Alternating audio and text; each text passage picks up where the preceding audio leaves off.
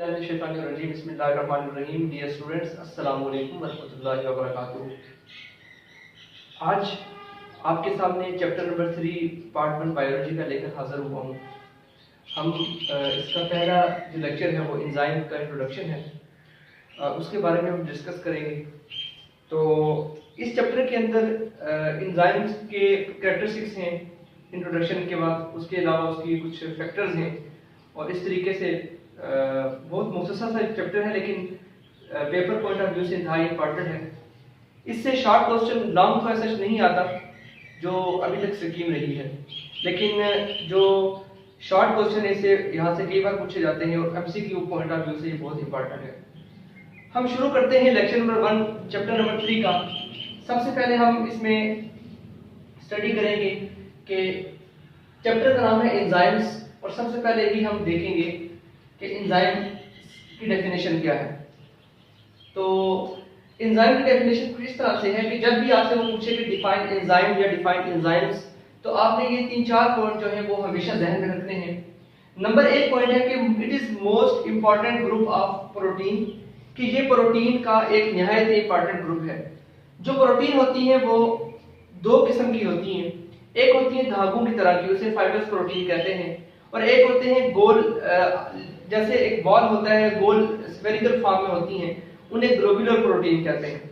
और ये जो एंजाइम होते हैं ये ग्लोब्यूलर प्रोटीन होते हैं, फाइब्रस प्रोटीन नहीं होते। अब फाइब्रस प्रोटीन ये वैसे मैं आपको जरा डिस्कस आपसे करना चाह रहा हूँ। फाइब्रस प्रोटीन कहाँ पे होते हैं? हमारे बालों में, हमारे दांतों में, हमारे नाखून में, इन तमाम जगहों पे फाइब्रस प्रोटीन होती हैं। जबकि एंजाइम्स जो होते हैं वो किस प्रोटीन से मिलकर बनते हैं? ग्लोब्यूलर प्रोटीन से मिलकर बनते हैं। अगर यहाँ पे लिखूं ग्लोब्यूलर, कैसे लिखेंगे? GLOBULAR, globular protein. तो वही बात है कि most important group of protein. Enzyme क्या होते हैं? बहुत ही इंपॉर्टेंट ग्रुप है प्रोटीन का, और वो प्रोटीन कौन सी है? ग्लोब्यूलर प्रोटीन है। इसके बाद जो सेकंड पॉइंट है डेफिनेशन में वो ये है कि एंजाइम्स आर बायोलॉजिकली एक्टिव। ये बायोलॉजिकली बड़े एक्टिव होते हैं। अब इसका स्टेटमेंट से क्या मुराद हम ले सकते हैं कि ये जो ह्यूमन सिस्टम्स होते हैं, लिविंग सिस्टम जो होते हैं, ये उसी में काम करते हैं। नॉन लिविंग सिस्टम के अंदर एंजाइम्स काम नहीं करते। बायोलॉजी, बायो का मतलब है लाइफ या लिविंग ऑर्गेनिज्म, तो लिविंग ऑर्गेनिज्म के अंदर होंगे, मतलब कि ये लाइफ जहां पे जिंदगी है वहां पे एंजाइम्स अपना काम कर रहे होंगे। इसके बाद इसीलिए कहते हैं कि ये लिविंग सिस्टम में बड़े एक्टिव होते हैं। तीसरी जो इसकी है वो tremendously increase the efficiency of A biochemical reaction. Tremendously का मतलब है कि बहुत ज्यादा इंक्रीज करते हैं एफिशिएंसी को किसी भी केमिकल रिएक्शन के।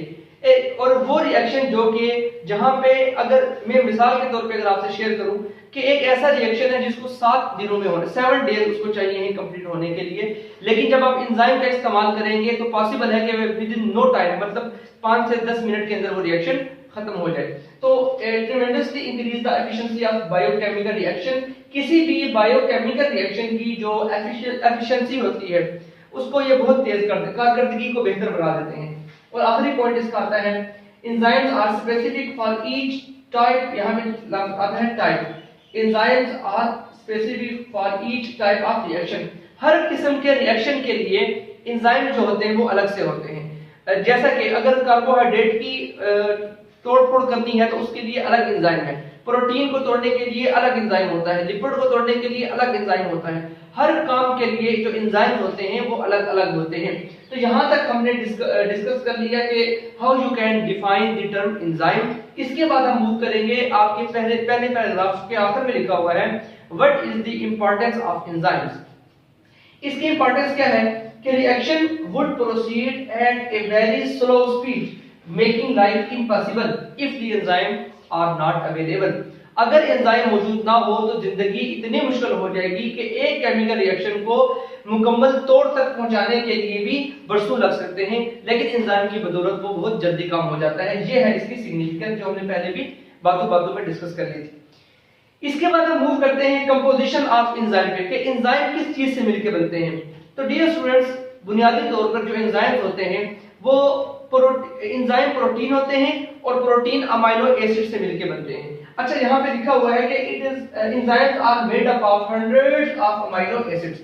सैकड़ों की तादाद में अमाइनो एसिड आपस में मिलते हैं और क्या बनाते हैं? एंजाइम्स बनाते हैं।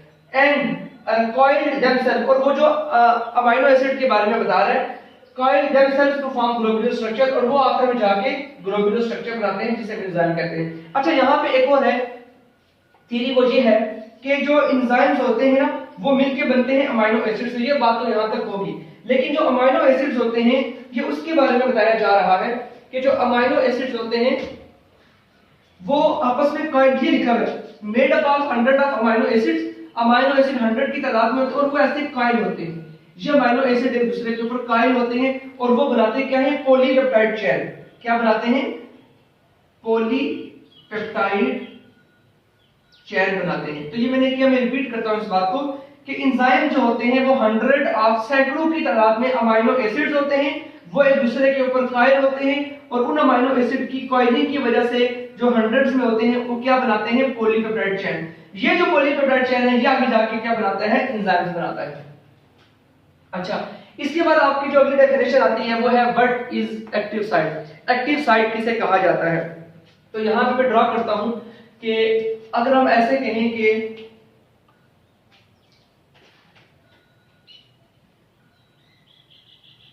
ये एंजाइम है और इसका जो पोर्शन है ये वाला, ये जो इसका मैंने पोर्शन बनाया इसे कहते हैं कि ये एक्टिव साइट है। स्मॉल पोर्शन जो है एंजाइम का आपको नजर नहीं आ रहा होगा, अभी शायद आपको नजर आ जाएगा। ये जो मैंने ब्लू मार्कर से बनाने की कोशिश की है इसे स्मॉल पोर्शन, ये सारा एंजाइम है, इसका एक स्मॉल पोर्शन जहां से रिएक्शन स्टार्ट होता है, वो जो पॉइंट जहां पे आके सबस्ट्रेट अटैच होता है उसकी प्रोडक्ट बनती है, इस पॉइंट को कहते हैं active site. Catalytic activity, catalyse का मतलब है किसी चीज को तेज करना। Catalytic activity is restricted, restrict का मतलब है कि एक पॉइंट पे आके रुक जाना, लिमिटेड हो जाना। तो जो कैटालिटिक एक्टिविटी है, जो एंजाइम के जो पूरा एंजाइम है इसके अंदर जो केमिकल रिएक्शन जो हो रहा है वो सिर्फ एक ही जगह से हो रहा है। जैसा कि एक बहुत बड़ा कमरा हो, उसका दरवाजा एक ही होता है, तो वो जगह जहां से बंदा एंटर होता है रूम के अंदर, उस जगह को हम कहेंगे, पूरे कमरे का वो छोटा सा हिस्सा चाहे वो सुराख ही क्यों ना हो, उस जगह को हम क्या कहेंगे, उसे कहेंगे एक्टिव साइट। इसी तरीके से पूरे एंजाइम में से वो जगह जहां पे आके सबस्ट्रेट अटैच होता है उस जगह को कहते हैं active site.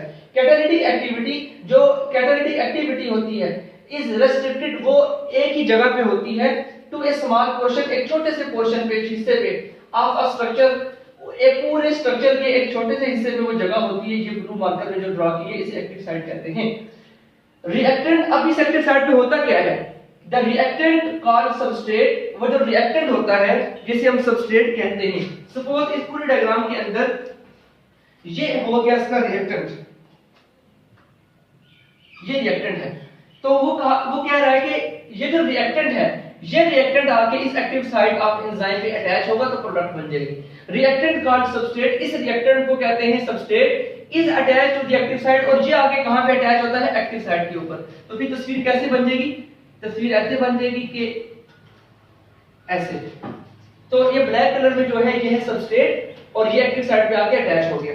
Reactant called substrate, आने वाली चीज को सबस्ट्रेट कहते हैं, is attached to the active site, जो कि एंजाइम की एक्टिव साइट पे अटैच होते हैं, कंसिस्टिंग ऑफ, और ये जो है उसके बारे में बता रहा है आपको, it consisting of few amino acids, ये भी कुछ अमीनो एसिड से मिलकर बनती है। फिर एक्टिव साइट की बात कर रहे हैं, ये भी अमीनो एसिड से मिलकर बनती है। व्हाइल रेस्ट ऑफ दी, और बाकी जो बचे, बल्क कहते हैं बहुत ज्यादा को, रेस्ट कहते हैं बचे कुचे, while rest of the bulk, जो बाकी जो बच जाते हैं ज्यादा तादाद में, of the amino acids maintains, वो बनाते हैं या वो कायम रखते हैं the globular structure of enzyme, enzyme को। इस पूरे का क्या है कंसेप्ट, क्या यहां से लेके यहां तक। सबसे पहले तो उसने ये कहा कि ये जो स्मॉल सा पोर्शन है ब्लू कलर में जो मैंने बनाया था इसे कहते हैं एक्टिव साइट। ये मैं रिवाइज कर रहा हूं लास्ट टाइम ताकि आपको मजीद इसकी समझ आ जाए। ये हो गया इसका एक्टिव साइट, इसके ऊपर आके अटैच होते हैं सबस्ट्रेट आके यहाँ पे अटैच होता है, तो ये इसके आके सबस्ट्रेट पे अटैच हो गया।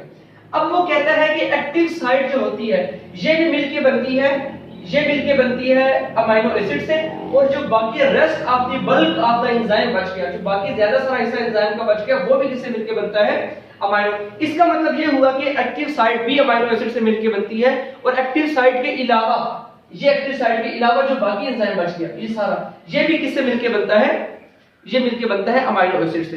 तो इसके बाद हम आगे मूव करते हैं, व्हाट आर कोफैक्टर्स, या ये पेपर में कई बार सवाल पूछा गया है कि कोफैक्टर किसे कहते हैं, तो आपने इसे बयान करना है कि non protein part of enzyme, enzyme का वो हिस्सा जो कि प्रोटीन से मिलके नहीं बनता। अभी हमने पढ़ा था कि एंजाइम्स क्या होते हैं, प्रोटीन से मिलके बनते हैं, लेकिन एंजाइम का वो हिस्सा जो प्रोटीन से मिलके नहीं बनता उसे हम कहते हैं cofactor. Non protein part of enzyme is called cofactor which is very essential for proper functioning of enzyme। अगर वो ना हो तो बाज़ औक़ात केमिकल रिएक्शन नहीं होता। अगर ये एंजाइम है और ये इसकी एक्टिव साइड है, और होता क्या है, बाज़ औक़ात सबस्ट्रेट तो आता है यहाँ पे अटैच होता है, लेकिन सबस्ट्रेट के अकेला होने से कुछ भी नहीं होता, वो रिएक्शन प्रोसीड नहीं करता। किसका वेट होता है, वेट होता है वहां पे कोफैक्टर का। तो ये कोफैक्टर है, ये कोफैक्टर जो है ये है नॉन प्रोटीन पार्ट, ये प्रोटीन से मिलकर नहीं बनता। जब तक ये कोफैक्टर नहीं आएगा, बेशक substrate active site of enzyme पे अटैच हो जाए ऐसे, फिर भी रिएक्शन आगे प्रोसीड नहीं होता। लेकिन जो ही ये आता है नॉन प्रोटीन, ये कोफैक्टर आता है तो वो फौरन हो जाता है। ये कुछ रिएक्शन में होता है, यहाँ पे लिखा हुआ है कि non protein part of enzyme is called cofactor which is very essential for proper functioning of the enzyme। कुछ एंजाइम के फंक्शनिंग के लिए कोफैक्टर निहायत जरूरी होता है, अगर ये नहीं होगा तो रिएक्शन आगे प्रोसीड नहीं करेगा। इसके बाद है what are the functions of cofactors. तो तीन फंक्शन है, अगर पेपर में सवाल आ जाए write down the function of functions of cofactors, तो आपने तीन function. Number 1, cofactor act as a bridge between enzyme and its substrate. ये एंजाइम, ये ऊपर ब्लैक कलर में जो आया ये मैं बता देता हूं, ये सबस्ट्रेट है और ये क्या है, एंजाइम। इन दोनों के दरमियान जो ब्रिज का काम करता है, पुल का काम करता है, वो कौन होता है, वो कोफैक्टर होता है। मैंने भी आपको बताया था रिसेंटली कि अभी भी आपको बताया कि अगर सबस्ट्रेट आके अटैच भी हो जाए, ये सबस्ट्रेट अगर आके यहाँ पे अटैच हो जाए तब भी रिएक्शन नहीं होगा। बात सूरत हाल में किसका वेट होता है, यहाँ पे इंतजार होता है कोफैक्टर का। इसका मतलब ये हुआ कि सबस्ट्रेट और एंजाइम इन दोनों के दरमियान पुल का काम किसने किया, इस कोफैक्टर ने आके किया। तो ये वो बात यहाँ पे लिखी हुई है। दूसरी बात, it contribute directly to the chemical reaction. कुछ केमिकल रिएक्शन ऐसे होते हैं जो कि कोफैक्टर्स के बगैर नहीं होते, कोफैक्टर डायरेक्टली आके उनको करता है, लेके चलता है आगे। तीसरी बात, it provide source of chemical energy helping to drive the reaction. और बात बात ये जो कोफैक्टर होता है ये केमिकल एनर्जी देता है, और वो केमिकल एनर्जी एटीपी की, adenosine triphosphate, adenosine diphosphate, adenosine monophosphate, AMP, ADP, ATP, वो किसी भी फॉर्म में हो सकती है। वो एनर्जी कौन देता है, वो कोफैक्टर आके एनर्जी देगा केमिकल रिएक्शन को, उसकी वजह से वो केमिकल रिएक्शन आगे प्रोसीड होगा। तो ये तीन फंक्शन थे किसके, कोफैक्टर के। इसके बाद हमने यहाँ पे पहले क्या डिस्कस किया, कोफैक्टर की डेफिनेशन, फिर हमने उसके फंक्शन पढ़े। अब हम पढ़ेंगे what are the types of cofactors. आपकी बुक में चैप्टर के इसी पेज के ना लास्ट में तीन इसकी टाइप्स लिखी हुई हैं। नंबर 1 टाइप आती है एक्टिवेटर, नंबर 2 आती है प्रोस्टैटिक ग्रुप, नंबर 3 आती है कोएंजाइम। तो ये कोफैक्टर की टाइप्स आती हैं। नंबर 1, एक्टिवेटर क्या चीज होती है, दो शर्तें हैं। हर उस चीज को आप एक्टिवेटर कहते हैं जो कि डिटैचेबल होती है। डिटैचेबल किसे कहते हैं, डिटैचेबल कहते हैं, ये इस वक्त मार्कर की ये जो कैप है ये अटैच है, अब ये क्या होगी, डिटैच। इसका मतलब है ये जो कैप है ये क्या है, डिटैचेबल, जो किसी चीज से अलग हो जाए उसे कहते हैं डिटैचेबल। तो पहली बात है एक्टिवेटर की कि वो डिटैचेबल होना चाहिए, अलग हो जाना चाहिए। कोफैक्टर इसका, और वो क्या होता है, वो कोफैक्टर होता है क्योंकि वो टाइप ही कोफैक्टर की है ना। तो एक्टिवेटर किसकी टाइप है, कोफैक्टर की टाइप है। शर्त क्या है पहली, कि वो डिटैचेबल होना चाहिए, अलग हो जाए। मतलब कब अलग हो जाए, जब रिएक्शन खत्म होता है बाद में वहां से वो अलग हो जाना चाहिए। If it is inorganic ion, और वो क्या होता है, इनऑर्गेनिक आयन की फॉर्म में होना चाहिए। एग्जांपल इसमें ये दो की शर्तें, डिटैचेबल और inorganic.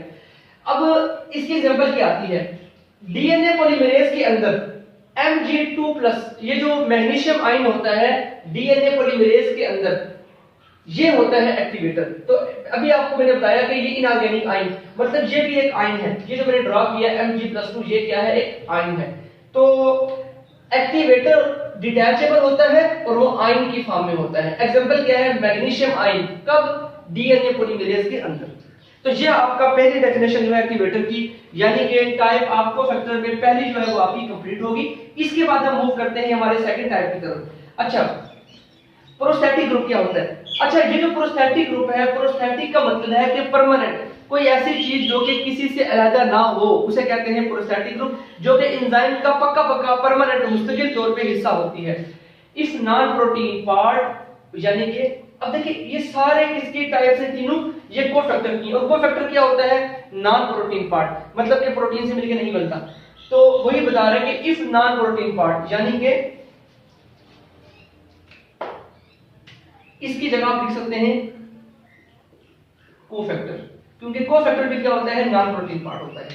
If non protein part is covalently bonded, अगर वो मजबूती के साथ जुड़ जाए, कोवलेंटली बॉन्ड हो जाए किसके साथ, उस एंजाइम के साथ, it is called prostatic group, इसे प्रोस्टैटिक ग्रुप कहते हैं। तो ये बड़ी आसान सी डेफिनेशन है, अगर एंजाइम के साथ कोफैक्टर जो होता है वो बड़ी मजबूती से अटैच हो जाए, इसे कहते हैं प्रोस्टैटिक ग्रुप। इसकी एग्जांपल क्या है, साइटोक्रोम जो रेस्पिरेशन के अंदर इन्वॉल्व होते हैं, एंजाइम्स का पूरा जो गठा सा होता है, हीम ग्रुप ऑफ साइटोक्रोम, ये जो हीम ग्रुप होता है साइटोक्रोम के अंदर, ये होता है किसकी एग्जांपल आती है, प्रोस्टैटिक ग्रुप की। तो ये आपने इसको बस आप समझ लें कि रट्टा लगाना है कि Mg+2 इन डीएनए पॉलीमरेज, ये एग्जांपल एक्टिवेटर की, और आपकी बुक में ये मेंशन नहीं है लेकिन फिर भी ताकि आपके पेपर में 2 नंबर पूरे आपके सवाल से दे सके, हीम ग्रुप ऑफ साइटोक्रोम की एग्जांपल है प्रोस्टैटिक ग्रुप की। तीसरी आपके पास आती है टाइप्स ऑफ कोफैक्टर्स में कोएंजाइम। इफ द कोफैक्टर, मतलब कि if the non protein part is loosely attached to protein part, अगर एंजाइम के साथ सपोज ये एंजाइम है, अगर इसके साथ जो कोफैक्टर है वो अटैच हो लूजली, इसे हम कहेंगे, वो टाइट अटैच ना हो, इसे हम कहेंगे कोएंजाइम। और अगर वो जो कोफैक्टर है वो एंजाइम के साथ अटैच हो टाइटली, तो इसे हम कहेंगे प्रोस्टैटिक ग्रुप। तो बेसिकली ये जो दोनों के डेफिनेशन है ये इनकी बॉन्डिंग की वजह से है। अगर non protein part protein part के साथ टाइटली बाउंड होगा ऐसे, तो इसे हम कहेंगे प्रोस्टैटिक ग्रुप। अगर वो लूजली अटैच होगा ऐसे, तो इसे हम कहेंगे कोएंजाइम। पर इतनी सी डेफिनेशन है इसकी। इसके बाद एग्जांपल आती है flavin adenine dinucleotide, nicotine amide adenine dinucleotide, मतलब FAD और NAD, ये दोनों एग्जांपल होती हैं कोएंजाइम की। इसके बाद अच्छा, अब आपने यहाँ पे तीनों के एग्जांपल को रट्टा लगाना है, डेफिनेशन बुक के अंदर मौजूद है। तो ये आपके बन गए टाइप्स ऑफ कोफैक्टर्स। इसके बाद हम बिना ताखीर आगे मूव करते हैं विटामिन्स के बारे में। अक्सर आपने नाम सुना होगा vitamin B12, vitamin C, vitamin B, vitamin A, ये क्या होते हैं? Vitamins are essential raw material. अच्छा, रॉ मटेरियल क्या है? जैसे अगर आप देखा होगा घर में सुबह के वक्त चाय बनती है नाश्ते के साथ, जो चाय का रॉ मटेरियल है वो क्या है? वो चीनी है और वो दूध है। ठीक हो गया। ये एक कमरा है, इस कमरे का रॉ मटेरियल क्या है जी? इस कमरे का रॉ मटेरियल ईंटें हैं। रॉ मटेरियल उस चीज को कहते हैं जिनको जोड़ने के बाद एक पूरी की नई चीज वजूद में आती है। तो विटामिन्स क्या है? एसेंशियल रॉ मटेरियल है from which coenzyme are made. Vitamin actually raw material है जो कि इकट्ठा होकर क्या बनाता है? कोएंजाइम बनाता है। ये भी बात समझ आ गई। Only small quantities of vitamins are needed because it used again and again। बिल्कुल थोड़ी सी तादाद में आपकी बॉडी को या केमिकल रिएक्शन में विटामिन चाहिए होते हैं, क्योंकि विटामिन बार बार आते हैं, यूज होने के बाद दोबारा से आते हैं, बनते हैं और वही दोबारा से इस्तेमाल होते हैं। थोड़ी सी तादाद में चाहिए होते हैं, लेकिन आपको जो ऑब्जेक्टिव हो ये पता होना चाहिए कि जो कोएंजाइम है उसका रॉ मटेरियल क्या है। आपने कहना है कि कोएंजाइम का रॉ मटेरियल क्या है? विटामिन, मतलब विटामिन ही से क्या बनता है? कोएंजाइम बनते हैं। इसके बाद हम आगे मूव करते हैं। आपकी बुक के अंदर ये लिखा हुआ है एपोएंजाइम एंड होलोएंजाइम। तो अभी आप पहले पढ़ेंगे एपोएंजाइम वो क्या होता है। पेपर में कई बार ये पूछा गया है, डिफरेंशिएट बिटवीन एपोएंजाइम एंड होलोएंजाइम। तो सबसे पहले एपोएंजाइम क्या होता है? एपोएंजाइम कहते हैं enzyme along with coenzyme or prosthetic group removed. अच्छा, एपो का मतलब क्या है? एपो कहते हैं अवे को, अवे दूर हो जाना, किसी चीज का किसी से जुदा हो जाना, अलग हो जाना। होलो कहते हैं होल को, मुकम्मल, मतलब ऐसा एंजाइम जो कि मुकम्मल, जिसकी जो स्ट्रक्चर है वो मुकम्मल होगी, उसे कहेंगे होलो एंजाइम। मुकम्मल एंजाइम है, एक्टिव एंजाइम है, मुकम्मल। और जो जिसके पार्ट उससे अवे होंगे, दूर होंगे, उसे कहेंगे एंजाइम एपोएंजाइम, और वो इनएक्टिव होगा। इनएक्टिव क्यों है? क्योंकि उसके हिस्से मुकम्मल नहीं, इसलिए वो इनएक्टिव है। बाकी बातें हम इसमें स्टडी करते हैं sequence wise. Number 1, enzyme along with coenzyme or prosthetic group remove. किसी भी एंजाइम के अंदर से आप उसका प्रोस्टैटिक ग्रुप निकाल दें या आप उसका कोएंजाइम निकाल दें, बाकी जो एंजाइम बचेगा उसे कहते हैं एपोएंजाइम। ये इनएक्टिव होता है, क्यों? क्योंकि इसके अंदर प्रोस्टैटिक ग्रुप रिमूव है, मतलब ये कोएंजाइम जो है। अच्छा, ये बात आपको याद रहनी चाहिए, ये जो लफ्ज है कोएंजाइम और प्रोस्टैटिक ग्रुप, ये दोनों किसकी टाइप्स हैं? अभी आपने पढ़ा कोएंजाइम और प्रोस्टैटिक ग्रुप और एक्टिवेटर, ये तीनों किसकी टाइप से? कोफैक्टर्स की।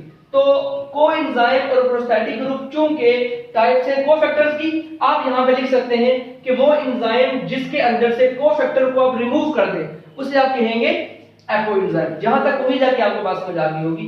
इसके बाद जब आप किसी भी एंजाइम, ये अगर एक एंजाइम है, इस एंजाइम के अंदर से ये जो कोफैक्टर था जिसने आके यहां पे लगना था, ये कोफैक्टर था, और अगर इसका आप कोफैक्टर रिमूव कर दें तो बाकी जो क्या बचेगा? एपोएंजाइम। ये इनएक्टिव है, ये एक्टिव नहीं है, ये काम नहीं कर सकता। जो ही वो आके लगेगा तो फिर आगे ये काम करना शुरू कर देगा। जहां पे हमने पढ़ा था कोफैक्टर के फंक्शन में ये which is essential for proper functioning of enzyme, कि कोफैक्टर के बगैर कुछ रिएक्शन जो होते हैं वो चलते ही नहीं है। तो जब आप किसी भी कोफैक्टर को यहां से रिमूव कर देंगे, अब वो रिएक्शन, अब वो एंजाइम अपना काम नहीं कर सकता, लिहाजा वो क्या है? इनएक्टिव। तीसरी बात, adding adequate concentration of coenzymes या कोफैक्टर restore its activity। हाँ, एक शर्त पे वो दोबारा एक्टिव हो सकता है, और वो शर्त क्या है? अगर आप यहाँ पे दोबारा डाल दें कोएंजाइम, अपना कोएंजाइम डाल दें, प्रोस्टैटिक ग्रुप या इन दोनों के अलावा आप लफ्ज यूज करें कोफैक्टर, अगर आप वापस यहाँ पे कोफैक्टर को ऐड कर दें फिर ये फंक्शनल हो जाएगा। ये ऐसा ही है जैसे आपके पास बड़ी कीमती गाड़ी घर में खड़ी हो, जब तक गाड़ी की चाबी नहीं आप डालेंगे गाड़ी स्टार्ट नहीं होगी, आप चाबी जो डालेंगे गाड़ी तुरंत स्टार्ट हो जाएगी। तो ये हो गया आपका इनएक्टिव एंजाइम है, और जब आप उसमें कोफैक्टर को ऐड कर देंगे तो चाबी डाल देंगे तो दोबारा से वो क्या हो जाएगा? एक्टिव हो जाएगा। अच्छा, इसके बाद it consist of only protein. इस पॉइंट का मतलब क्या है? अभी मैंने आपको बताया कि इसमें कोफैक्टर नहीं है। कोफैक्टर क्या होता है? नॉन प्रोटीन पार्ट, ऐसा पार्ट जो कि प्रोटीन से मिलके नहीं बनता, तो वो पहले हमने रिमूव कर दिया। पीछे क्या बच गया? सिर्फ सारे का सारा एंजाइम बच गया, और एंजाइम्स क्या होते हैं? एंजाइम का प्रोटीन, एंजाइम प्रोटीन होते हैं। तो ये जो एपोएंजाइम होते हैं ये सिर्फ और सिर्फ क्या होते हैं? प्रोटीन होते हैं। तो लिखा हुआ है कि apoenzyme are consist of only protein, ये सिर्फ और सिर्फ प्रोटीन से मिलके बनते हैं। अगर डियर स्टूडेंट्स आपको ये चीज समझ आ गई तो ऑटोमेटिकली ये सारा आपको समझ आ जाएगा। अच्छा, अब हम आगे मूव करते हैं होलो एंजाइम की जाने।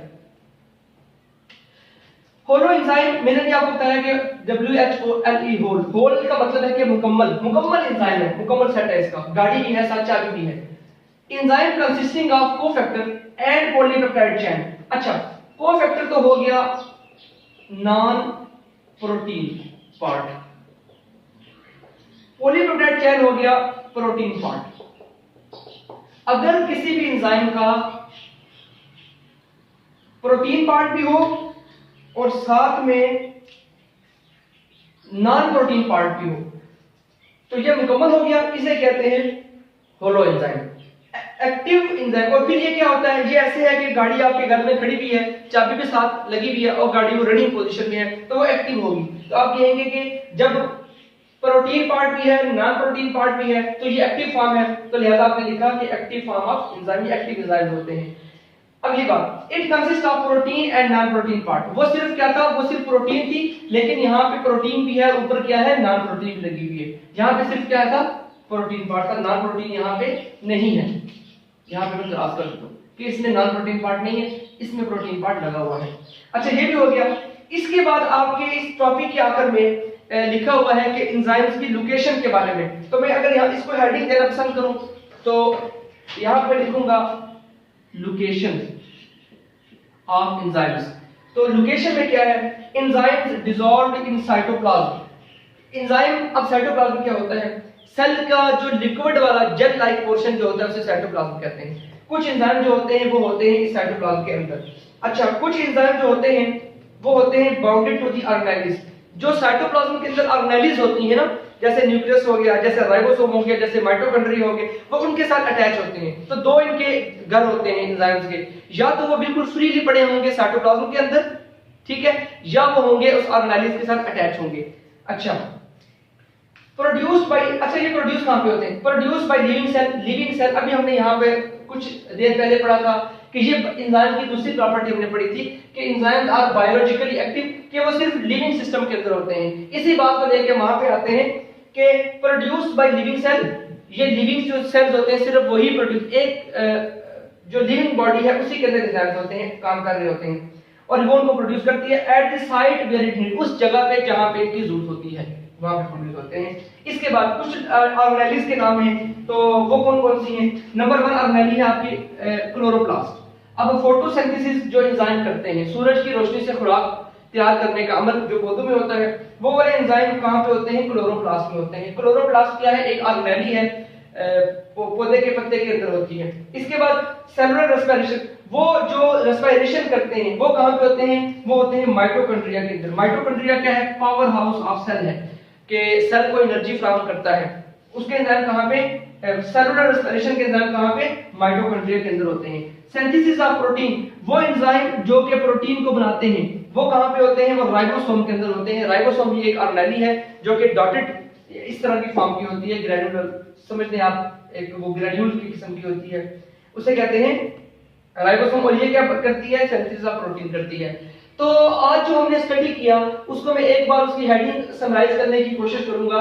सबसे पहले हमने एंजाइम की डेफिनेशन पढ़ी, उसकी जो 4 पॉइंट्स है वो क्या है। फिर आपने पढ़ा कि सिग्निफिकेंस ऑफ एंजाइम क्या है।